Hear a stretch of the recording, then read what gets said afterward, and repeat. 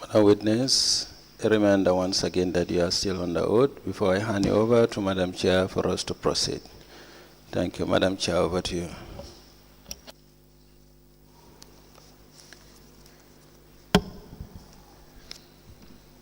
Good afternoon, Madam Lord Mayor. You're welcome back. Council, you may proceed.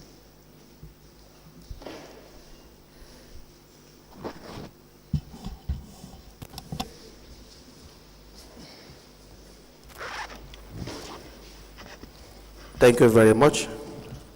Before we went on break, you were explaining some of the examples with respect to the finance director. Do you want to proceed with another example? Wow.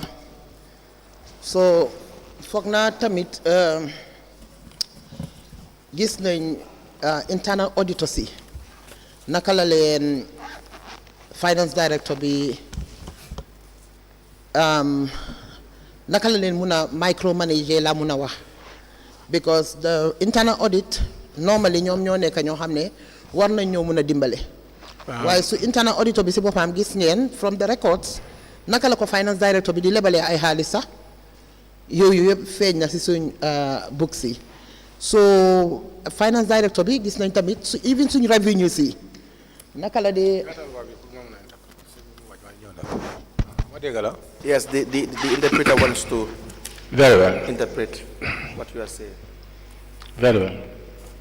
suñ revenue bi Our revenue.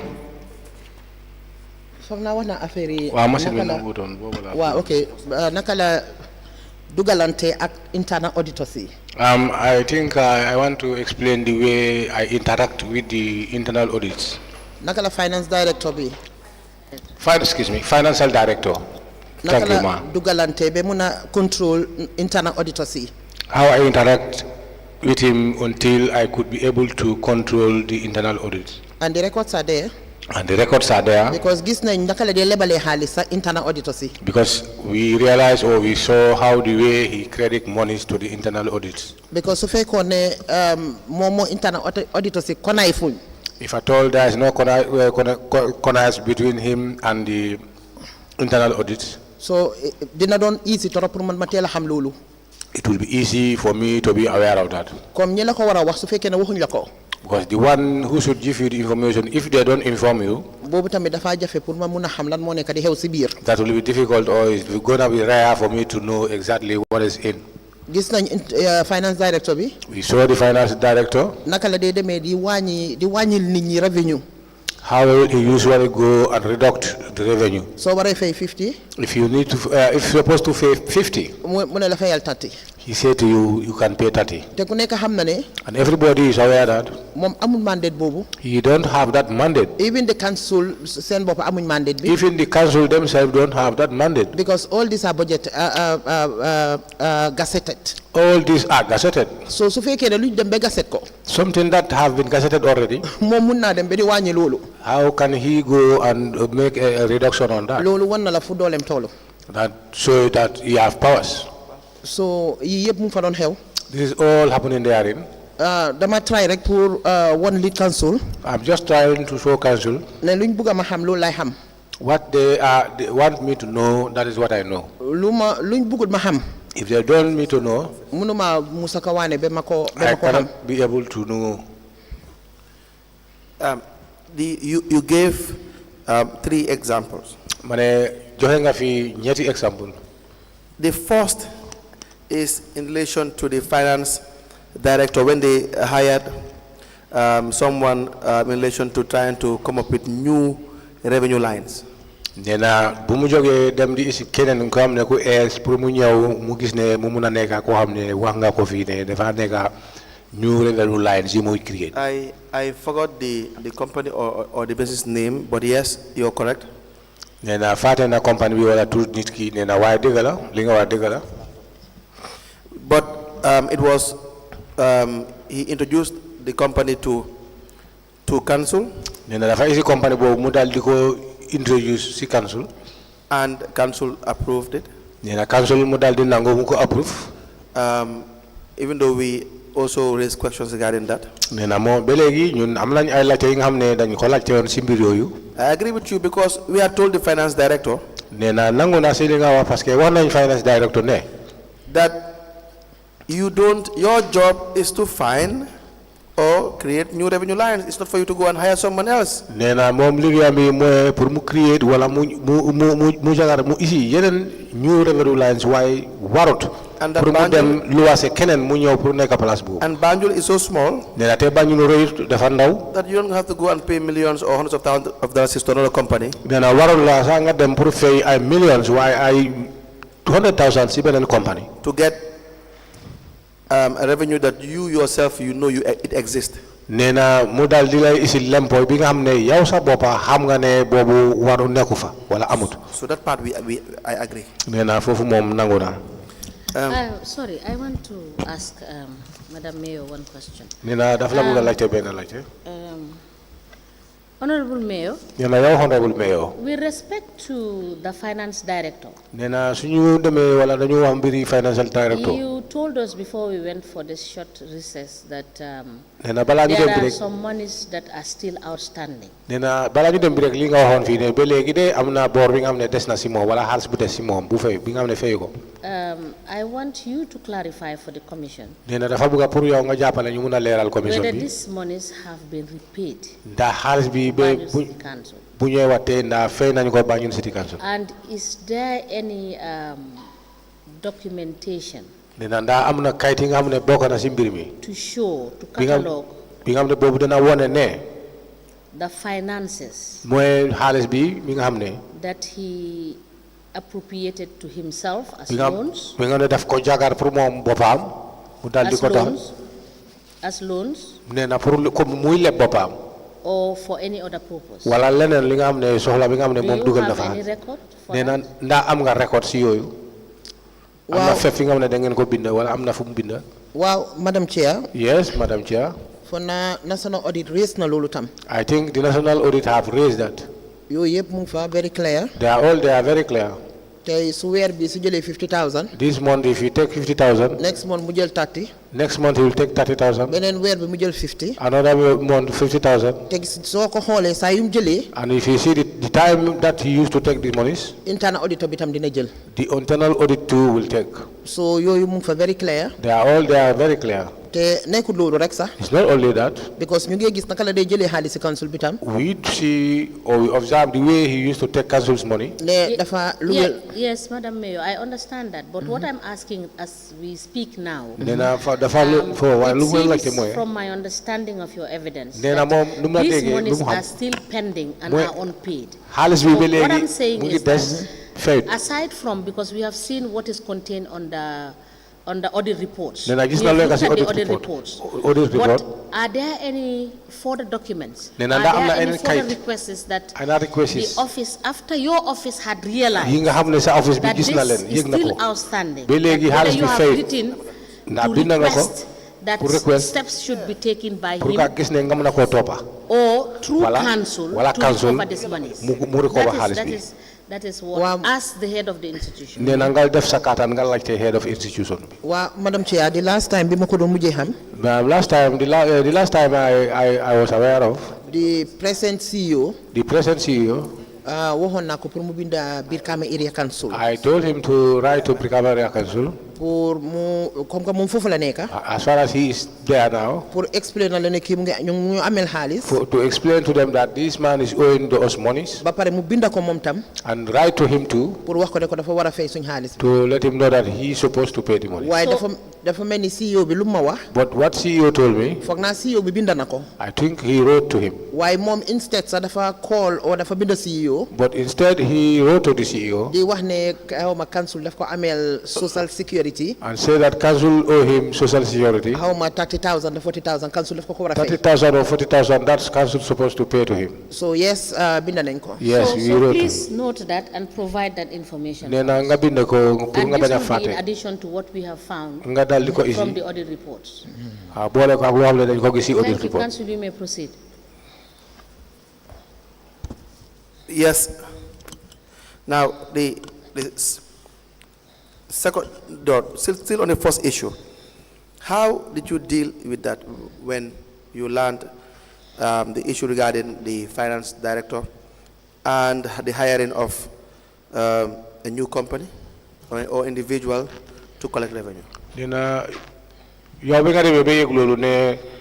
Finance director dafa am company bi nga xamne daf ko ici mu dal diko haya wala nit la ici mu dal diko haya pour nga gis ne mu mune la jappalé gédé len wala ici len création bo xamne revenue bu es ci council néna yow sa bop sa gis bi noko gisé waxna ko CEO bi I told the CEO ne ko man anduma ci that I don't agree to that. Because common sense will dictate ne. Because the common sense will dictate that. Munuta indi dara lo xamne lu essa bil Banjul. He cannot be able to bring something new in Banjul. So suñ dafa dem rek ñapaaxu ci suñ ko database bi. He just came and just went to our database. Why CEO mom fum don sukandeku. But the CEO where he was relying.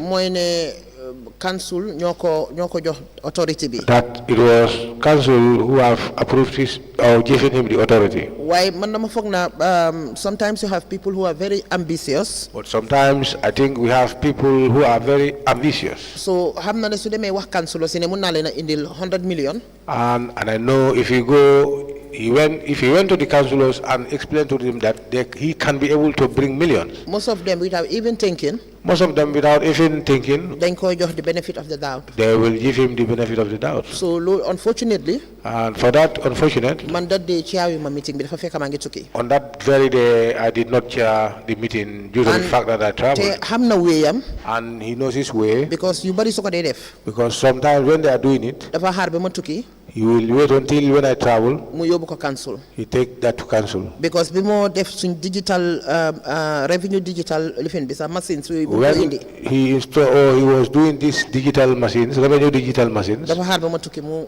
yóbbu ko council. He waited until I left. I traveled. He then brought it to council. So what I did mooy rek ma wax ko CEO. So what I did was I informed the CEO. And CEO later si boppam because dafa ñëwaatoon after 1 year. Because he came back after 1 year and CEO himself. Moom after 1 year.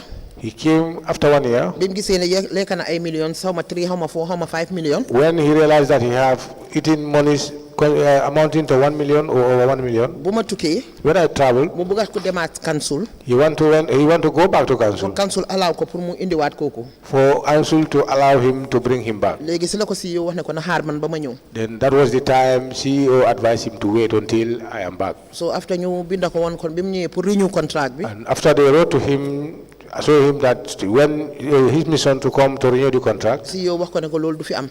CEO informed him that will not happen here. Yes, but again, you are head of the council. Council. And there is a problem with respect to the finance directors bringing a company or individual to collect revenue. Nena mo am problem fofu wala te hati abi nga xamne financial director dafa dal di isi company fofu wala nit la isi fofu pour nga gis ne koku ñew tamit neka revenue collector. Even the fact that council was convinced. Nena even neka na lo xamne sa council bo ci bopam gis ngeen ne dafa am fayda wala dafa am important. Yet that did not pass through procurement. Nena way be legi de yoon bu mo wara jaarut fofu moy procurement. Do you not think that in the subsequent general meeting, council meeting, nena foglo ko ne toga yi nga xamne council dañ day tok sen meeting bi, you should have brought the issue up nena dafa war pour nga isi kaddu bobu wala pour nga leral feñal lolu fofu as an agenda issue. Nena pour mu nekk lo xamne lo tax waxtan kay la fofu. Because the director of finance nena soko sété director of finance should not just, I think it's SAPS. Is it SAPS company? SABR. Nena company bi xamna ne fogg na ne mu ngi tudda SAP. How much in Tupsa? I don't know their name. Why? Nena lota? You are not angry with the director of finance? Nena da nga mere on director of finance. Do mere ko sax de. Not about being angry to him. Why lim def mo metti. But what he did was very painful. Now SAP is the company. Nena SAP moy company bi. Now they signed a contract. Nena dañ ñew ñu daldi am nango taw buñu sign moy contract. At a sum of 2.5 $2,250,000. $2,250,000. To collect revenue from council.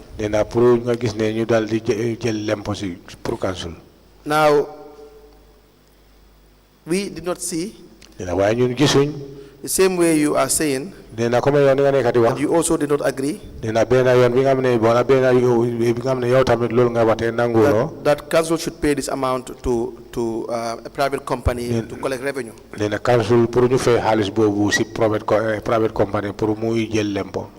But even the way it was done,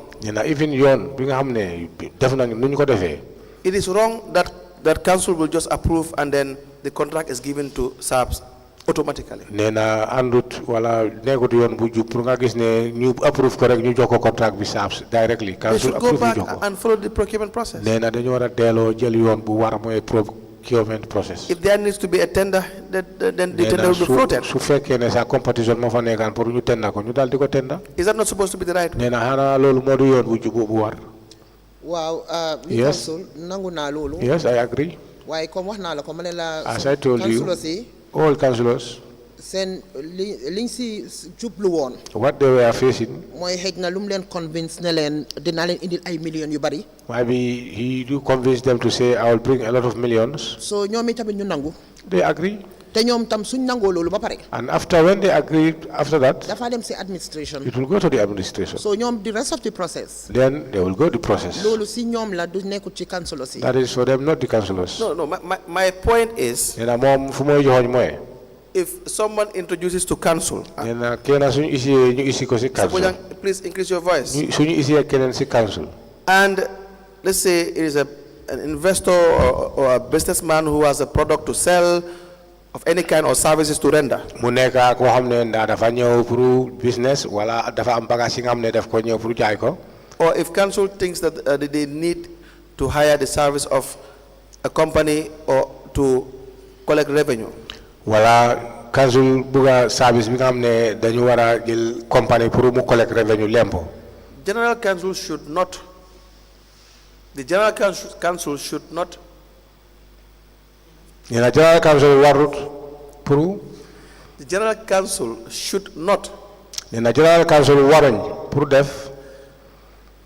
hear and listen to one contractor and just issue out a contract or sign a contract with the individual. Because the law requires that you must float a tender. So I am saying, should it not be the case? Should it not be the case? Yes, it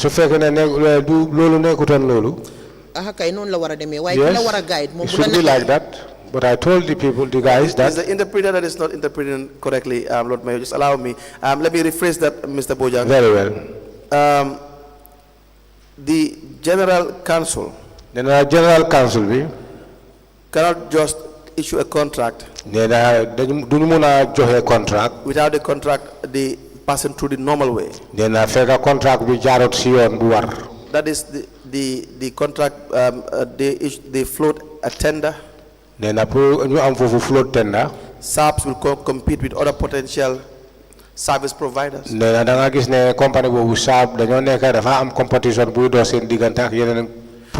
what they did behind you was wrong. Do you agree with that? Wow. Yes, I agree. Yes. I agree to that, but what I wanted to add up is that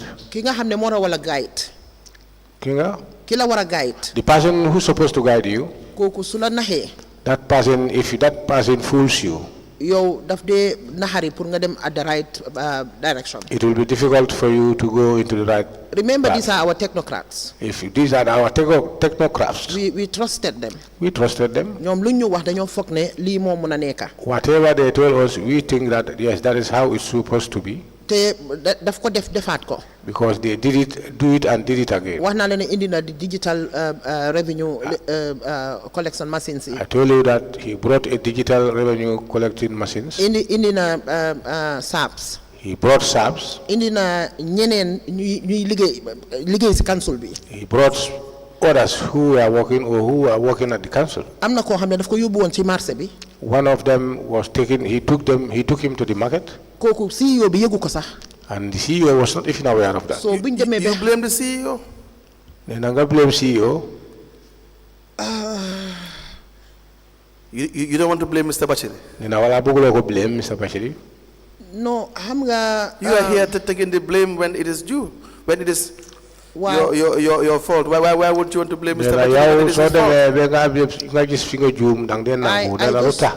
dama bëgg a fair ak moom. No, I need to be fair with him. because case boobu. That case, bi ñoo ñëw di ko wax Mr. Bachili. when they were reporting or informing that Mr. mu ñëw Bachili, suma office. he came to my office. he was very angry. He was very angry. mu ne ma kii na affaire mi dafa ëpp fu mu nekk. He said to me that this man's things is too over because now. dafa dugal nit ci marché bi. It's too much. He put this man to the market kooku di liggéey. and he's working. balaa ko Mr. Bachili di xam. Before I became aware, fekk yàgg na. and it takes Because time. Mr. Bachili is also busy mismanaging the area council. Nee na parce que lu taxoon mooy Mr. Bachili tamit dafa nekk ko xam ne dafa busy di mismanage council. I told him, Nee na wax na ko. he knows. Moom xam na. li kan bañu ma loolu. Nee, I did not disagree to xam that. nga case by case la. Yes. This is case by case. dama laa woon ne this particular case. Now I'm telling you about this particular with case. all honesty. With honesty, xamu si dara. he knows I nothing. understand that. Nee na understand na. I don't deny that. Wéerut loolu. I accept that. Nangu na ko. I am saying Lu ma the wax mooy. reason is Lu tax mooy. if you continue to mismanage your office yow soo continuer di mismanage sa office. as CEO, nekk CEO comme there's a CEO. high chance that those under you, when they do some acts of mismanagement, you would not notice it. nee na ñoom tamit loolu dana nekk chance boo xam ne ñu nekk sa ron ñoom tamit nañ def mismanagement te doo ko yëg. That is the issue. nee na loolu la mooy mbir mi. That's why Mr. Bachili is hard to defend. nee na kon li moo tax Bachili dafa war a defend. man xam naa the weak points of Bachili. I know Bachili's weak point. xam naa luy suma weak point. I know my weak points. xam naa ñoom ñëpp tamit seen weak point. And I know their weak points. Camara lu mu def mooy. Camara what he did was. Camara dafa daw dem am ay comme Camara was seen as somebody koo xam ne everything is like Camara. Camara just seems like everything is just him. It's just him. Camara. a witness toog na fii. A witness came here. xëj na bëggut koo wax. Maybe he don't want to tell that. kooku dañ ko yóbbu lopitaan mu am miscarriage. He went to he was taken to hospital and he have a miscarriage. Okay, we don't have evidence of that. nee na loolu. kay li nga wax ni duñu am evidence. xëj na moom bëggut koo wax bu mu ñëwee toog. Yes, but I know when he was here he don't want to explain. yaayam ak papaam dañ ñëw ba si office bi. The mother and the father came to my office. ñu ne bés boobu ñoom foog ñu rey Camara. They said that day they must kill Camara. because noonu lañ ko ragalee woon ci office bi. That is how we get afraid of him in the office. Lord Mayor, some people We say fear to you, him. that you are really also scary in the office. nee na Some people say you are also very scary in the office. waa léegi lu ma nee na la. lu ñu wax tamit am na ñoo xam ne ñu wax ne yow tamit da nga nekkoon ko xam ne da nga ragaloon topp sa office. Some people say, nee na am na tamit ñu wax ne. I don't deny what you are saying. yow li nga nekk di wax moom wéedi ko de. I accept it. nee na nangu na ko. In fact, it is a culture nee na soo ko gisee nee na yoon la foofu. It's a culture. culture la. in this country, si dëkk bi. in the world, in fact, nee na si that àdduna some bi. people will rule with the iron fist. am na ñoo xam ne nu ñooy yóbbu dañoo am iron Some people fist. impose fear to nee rule. na am na ñoo xam ne dañoo tax ne ñeneen di ragal leen. That's the nature of the human being. nee na loolu doomi adama bi la. When you say that, I agree. When you say that, I agree, nee na soo ne nangu nga. same goes to you. nee na yëpp si benn bi la rek si yow. Same goes to CEO. moo dem si CEO. I mean, whether it's true or not, nee na ndaa dëgg la wala déet. I am not in BCC to know whether you rule with the iron fist or not. nee na moom nekkul BCC pour mu xam ne ndaa yow da nga ni nga yóbbee sa njaboot si BCC foofu da nga ñangal wala déet. If it works, it works. nee na su doxee dox na. But as long as it's with nobody is victimized, if it works, it works. nee na su doxee dox na. You know, the finance director, nee na xam nga finance director. he had done so many things that are not proper. nee na am na li nga xam ne defin yu bëri yu mu def yi nga xam ne warut.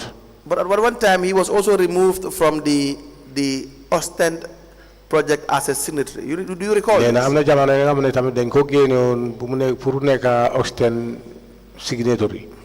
Do you recall this? nee na sax yaa ngi remember loolu. yëgoon naa loolu. Yes, I was aware of that.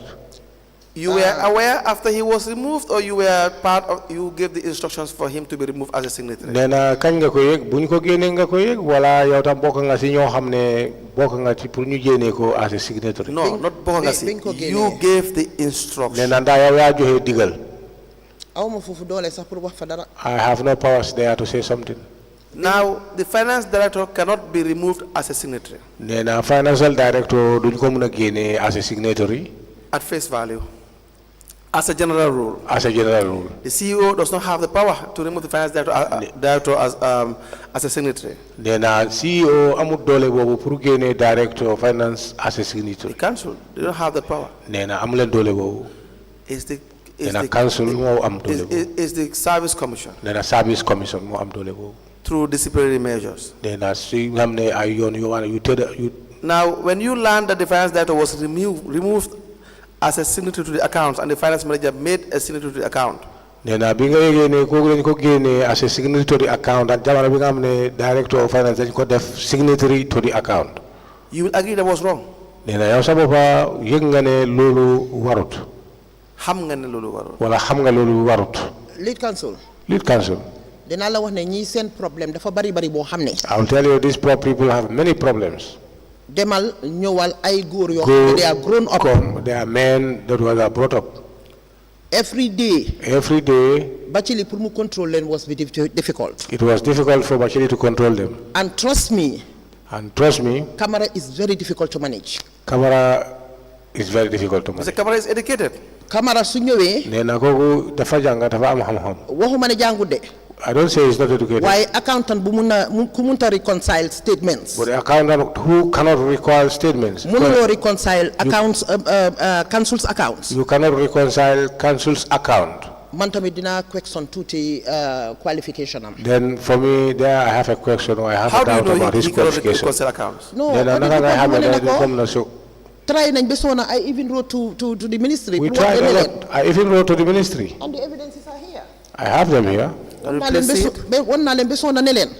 told him suñ budget bi camera mënu ko jagar that camera cannot be able to prepare a budget. Camera mënu reconcile suñ accounts yi. He cannot reconcile our accounts. All this frustration mu ngi nekk suñ kaw. All these frustrations are on top of me. Da nga wax besona. You talk until you are tired. Do si mun dara. You cannot do anything.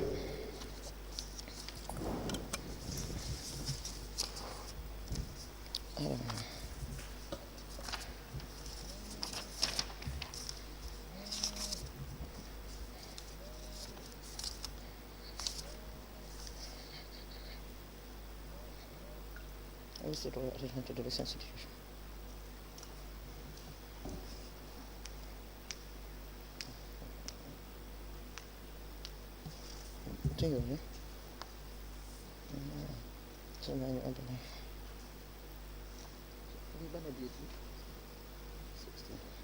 Copy that.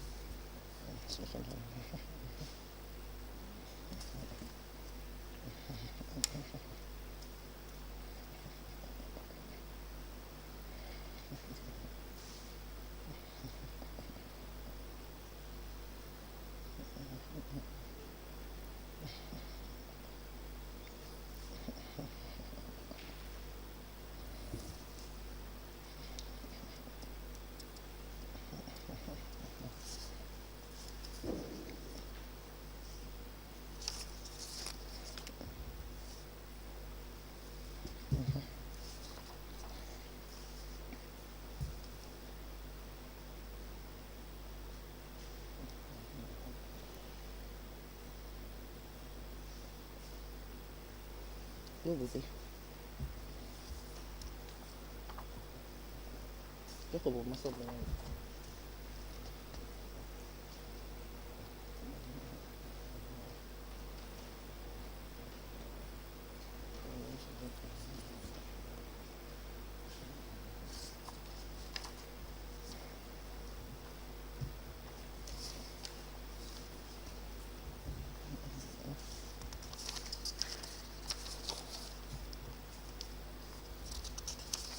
will be.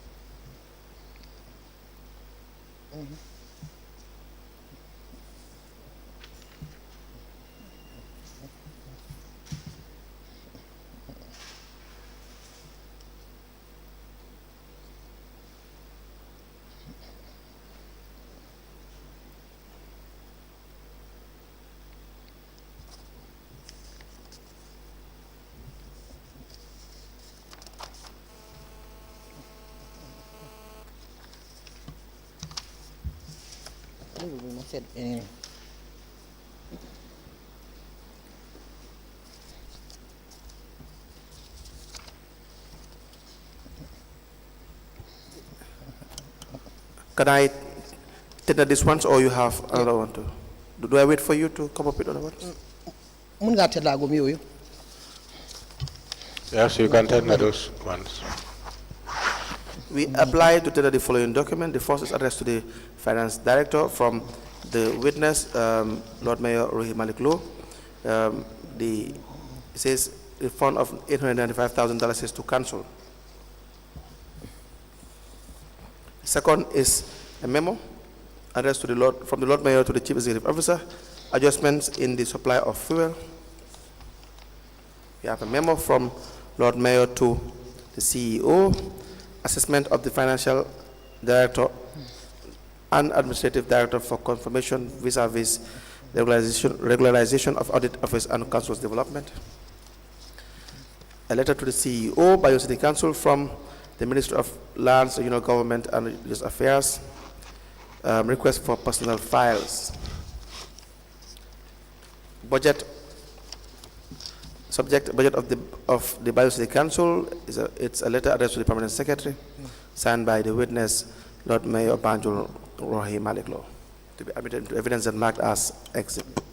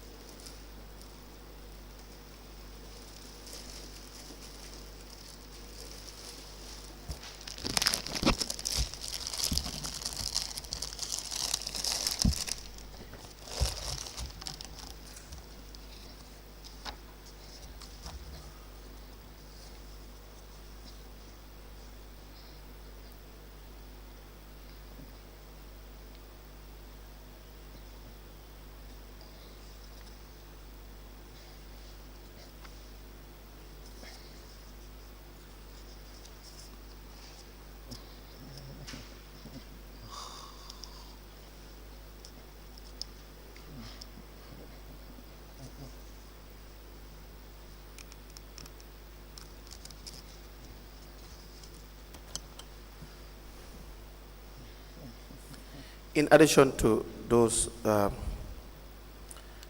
documents, we equally apply to tender the following. It's a memo from the Chief Executive, the Acting Senior Accounts Officer to the Chief Executive Officer that is signed by Ms. Hadijatu Penn, Senior Accounting Officer, Acting. And also another memo from the Acting Finance Manager to the Chief Executive Officer to be additionally admitted to evidence and marked as exhibit.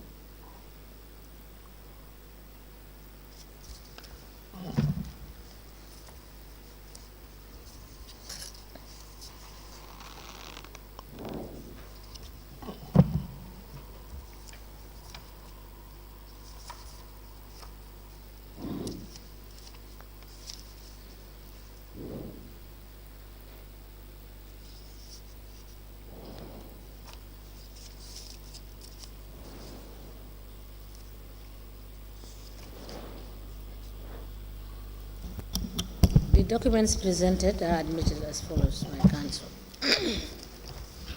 A memo dated the 4th of January 2022, the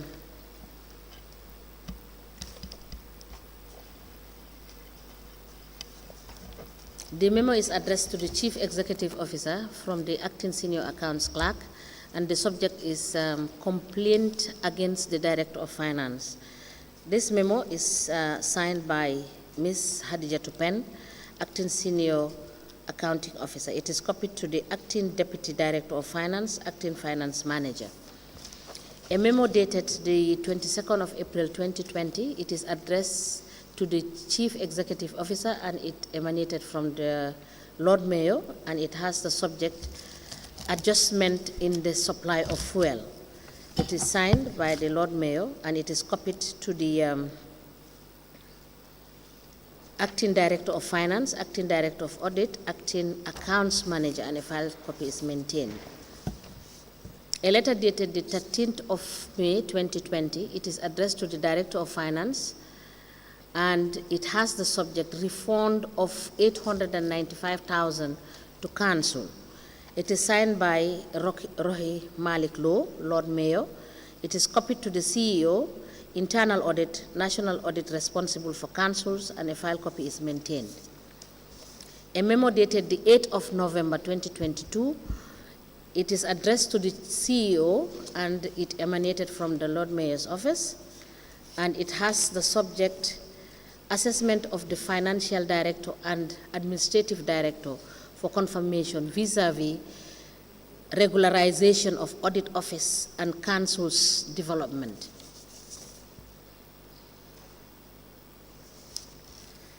A letter dated the 22nd of September 2020, the letter is from the Ministry for Lands, Regional Government and Religious Affairs. It has reference LM 35/131/01 in brackets 22. It is addressed to the CEO, Banjul City Council, and it has the subject request for personal files. It is signed by Omar C. for Permanent Secretary. It is copied to the Mayor, BCC, and a file copy is maintained. A letter dated the 16th of October 2023, it is addressed to the Permanent Secretary, Ministry of Lands, Local Government and Religious Affairs, and the letter is from Banjul City Council, and it has the subject budget of the Banjul City Council. It is signed by Rohey Malick Lowe, Lord Mayor of Banjul. It is copied to the CEO, BCC, and a file copy is maintained. A memo from the CEO to the Acting Finance Manager, and it is dated the 7th of February 2022. It is copied to the Acting Deputy Director of Finance, and it has the subject report on financial activities.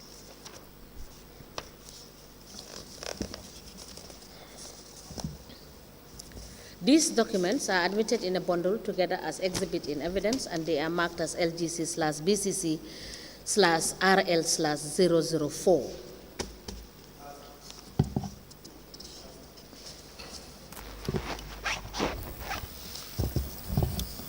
As a commission, please. Yes, so we proceed. Maybe we'll deal with these documents when we come back after break. Now, again, the point with this finance director and SAPS company. And I point with my director, financial director at SAPS company. I believe he was even asked, and then the finance director was asked, and then there's a relationship between SAPS, the owner, and the finance director. And mom sibopam sa dafa laajte naka la say guys seexante diggante finance director ak SAP. Yeah, I believe they used to go to the same school. And I ñoo bokk benn school. Do you at some point know about this? Nena ma musu nga yëg loolu. No, I know nothing about him. Yes. Now that you know, you know it's wrong. On the side of the finance director. Sibori director, financial director. To bring someone to council. Promo isi kena si council. That you have a personal relationship with.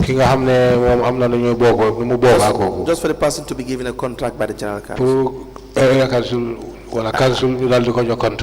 know you were not present. But that's wrong, that's conflict. And we told wrong. Why lead council? What na see him def nono. Bena bobu rek moy ci bena rek nga nek di wax de. Manela lolu bena ci lu tuti lu gëna def. I'm telling you what he did. That is only the little thing he did. Documents la bëgg tender. I want to tender this document. All this is over 1,000 documents. This is over 1,000 documents. Yoo xam ne moom kenn rek unilaterally. He is alone unilaterally. moo ko doon sign. He signed. moo doon def payment. And he was the one doing the payment. amul fenn fii fu ma gis signature CEO fii. I don't see anywhere here where I can see the signature of the CEO. Documents yaa ngi nii. These are the documents. man du ma toog fii di waxal Camara dégg naa. I will not sit here to say to Camara I had it. te Camara mu ne council. And Camara said council. Lead council so demee Banjul City Council. Lead council, if you go to the Banjul City Council. 90% of staff si télévision bi laa toog di wax. 90% of staffs at the. ñeneen ñi xàmmeewuma leen sa seen kanam yi. Some of them I don't even know them. because dama leen bàyyi ñoom admin ñu def seen liggéey ak staff si. I left admin so that they can do their job with their staff. But it should not be that way. It should not be that way. You should be really on top of issues. Why nekk on top of issues doesn't mean what I'm saying mooy I don't go into petty things. What I'm trying to say is that I don't do or go into petty things as he came here. Witness jóge Banjul City Council yëpp ñëw toog fii. All the witnesses from Banjul City Council who came here. soo seetee ku ne Rohey Malick Lowe rek. If you tell them Rohey Malick Lowe. Click bi gis naa ko. I saw the click. But click is what happens in area councils. Then a click more than healthy area council. Whether it's from the council itself, see, politics. And then the councils politics have a way of being displayed at council's level. Then the politics I'm not going to council's level. You know, council you have two branch, the political branch. Then I'm going council branch a political branch. And the administrative branch, the core administrative branch. And the core administrative branch. Sometimes it's unfortunate. Then it's very unfortunate. You will see politics being played. And we have had evidences all the way from Basse to Banjul. Some will tell you because I was in, I belong to X. That's why I have been treated unfairly.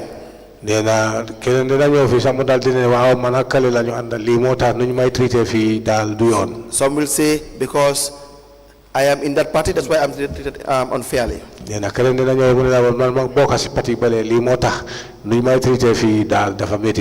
should not be.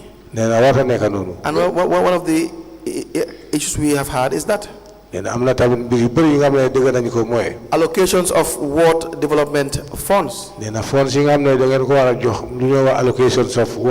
funds. Some will claim you did not give me because I'm either from the ruling party or the opposing party. So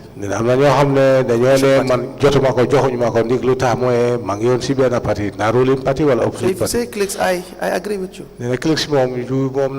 Ali Council. Yes. I have 7 opposition councillors in my council. I have 7 opposition councillors in my council. And I have 2. ñoo xam ne dañoo dem election ñoo bokk parti. That we are of the same party. waaye mun naa laa wax fii tey ne. I can tell you that here today. And I can proudly say ne. And I can proudly say that. Man maa gën a am a stable council throughout the Gambia. I am the one who have the most stable council throughout the Gambia. My point because is suma council bi dugaluma fa partisan. Because my council they don't involve politics there. loolu man si suma boppa dafa ma hit back man. And that for me that have hit me back. And buguma dem foofu sax. I don't want to go there. My point is, and this is my last point before we go on break, is to buttress more on your point regarding the clicks. That And I hope and I'm sure that the commissioners they've already taken note of the evidences gathered from Basse all the way down. That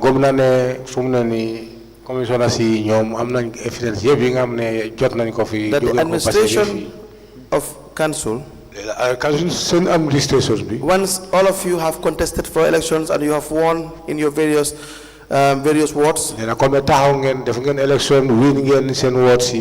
you just do development. You just do development. After 5 years, we go back to politics.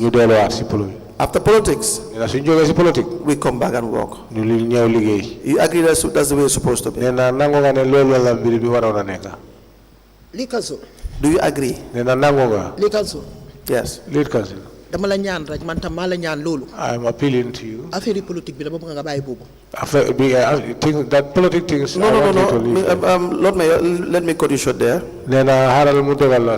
This is evidence we have received. And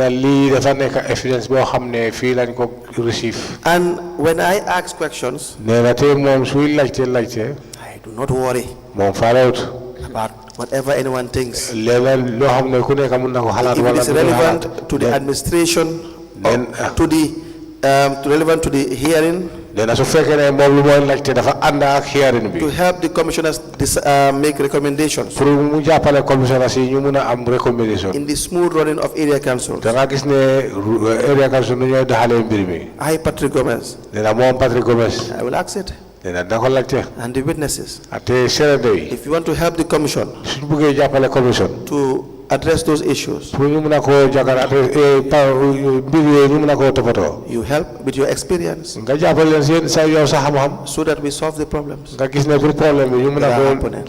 So it is along those lines. Along those lines. There is nothing in Banjul City Council. And trust my words. Thank you very much. I trust my words.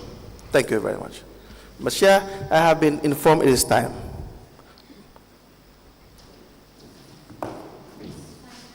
Five minutes more. Okay. Dauda, your time is wrong. Chair, the technician is saying that GRTS is taking the signal.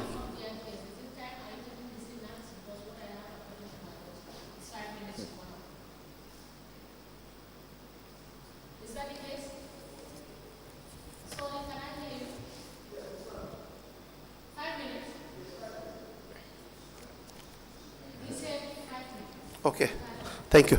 Lord Mayor, I will now seek to admit the documents that you have. Well, it's too much. Maybe we wait until we come back. I'm not sure in 5 minutes whether we can admit all these documents. Because the documents were payments you have, and part of audit. Yes. Yes, we will admit it and then we will look into the CEO is not there. We will admit it, look into it.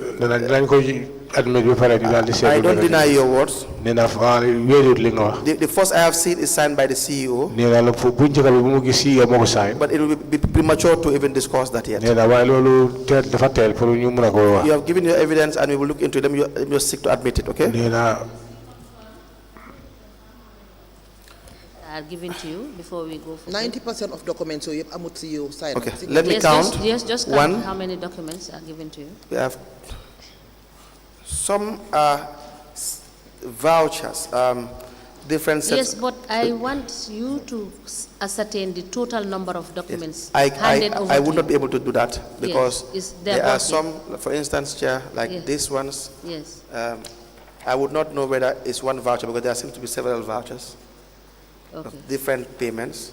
Maybe we'll work with the register. The register will work with the witness. Yes. Yes. For instance, this one you have about several vouchers.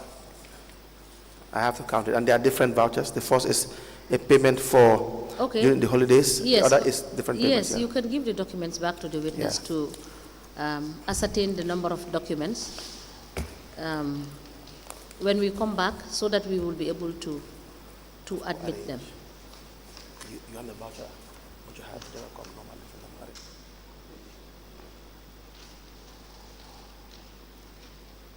It is important to know how much and how many documents are collected from the witness.